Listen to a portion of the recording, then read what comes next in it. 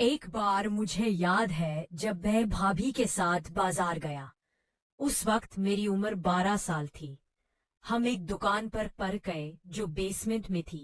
काफी अंदर जाकर आखिर में गए। वहाँ लोग कम ही जाते थे। जब हम पहुंचे तो वहाँ एक पठान आदमी था जिसकी उम्र तकरीबन 35 या 40 के करीब थी, और एक लड़का था जिसकी उम्र 23-24 साल होगी। हम अंदर ही गए थे। वो पठान खुशी से बोला, आओ बाजी आओ। कैसे आना हुआ भाभी सब? पठान ने कहा, हमारा वजह के मैं पर हम तो अच्छे हैं। एक दो जुमलों में एक दूसरे की खैरियत दरियाफ्त की। फिर उसने दूसरे छोटे लड़के से कहा, ना जाओ बाजी के लिए चाय लेकर आओ। वो बाहर मार्केट की दूसरी तरफ से अच्छी वाली चाय लाना। वाली लड़का हल्के से मुस्करा कर चला गया।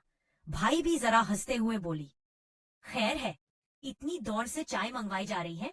पठान ने कहा, हाँ, आज मौका जो मिल गया है, आपकी खिदमत में कमी नहीं आनी चाहिए। भाई ने कहा, अच्छा अगर मैं कहूँ आज कोई खिदमत नहीं करनी? पठान बोला, नहीं ऐसा ना बोलो, हम तो पहले ही मर रहे हैं, 2 महीने से घर नहीं गए। भाई हल्के से मुस्कुराकर बोली, तो लगता है दिमाग को चढ़ गई है। पठान, हाँ ना, पता नहीं कहाँ कहाँ चली है, पता नहीं, बता नहीं सकता, खुद देख लेना। भाई, अच्छा जी, फिर तो उतारनी पड़ेगी। एक बड़ा सा काउंटर था जिसके अंदर वो खड़ा हुआ था। मैं और भाई बाहर वाले साइड पर टेबल पर बैठे थे। उसने भाई से कहा, अंदर आ जाओ, देख लो जो लेना है। काउंटर काफी ऊंचा था। पठान के पेट के नीचे कुछ नजर नहीं आता था। भाई उठी और अंदर चली गई। मुझे मोबाइल पकड़ा दिया। मैं सांप वाली गेम खेलने लगा। भाई और पठान अंदर थे। भाई अलमारी की तरफ मिना करके मल्ली पल्ली बातें करती और भी उसके साथ लग जाती, कभी इधर कभी उधर होती। फिर मैंने देखा भाभी का बाजू हरकत कर रहा, अमी अथम तय, जैसे किसी चीज को पकड़कर आगे पीछे कर रही हो। फिर मुझे आवाज देकर बोली, सुनो, अगर कोई फोन आए तो मुझे बताना, और अगर और चीजें वगैरह देखनी है तो घूम लो। मैंने कहा, नहीं भाई, मुझे गेम खेलनी। भाई 11 चलो, ध्यान से खेलो। पठान काउंटर पर दोनों बाजू रखकर मेरी तरफ देख रहा था और बोल रहा था, अगर यहाँ कोई चीज पसंद नहीं आई तो काउंटर के नीचे वाले खाने में देख लो। वो भाभी, हाँ मैं भी सोच रही हूँ कि नीचे बैठकर देख लूं, कोई अच्छी चीज मिल जाए। और मेरी तरफ देखकर कहा, तुम कौन सी शर्ट कह रहे थे? हाँ भी काफी माल पड़ा है। मैंने बताया, ब्लू कलर। तो बोली, अच्छा तुम खेलो, मैं ढूंढ कर दिखाती हूँ।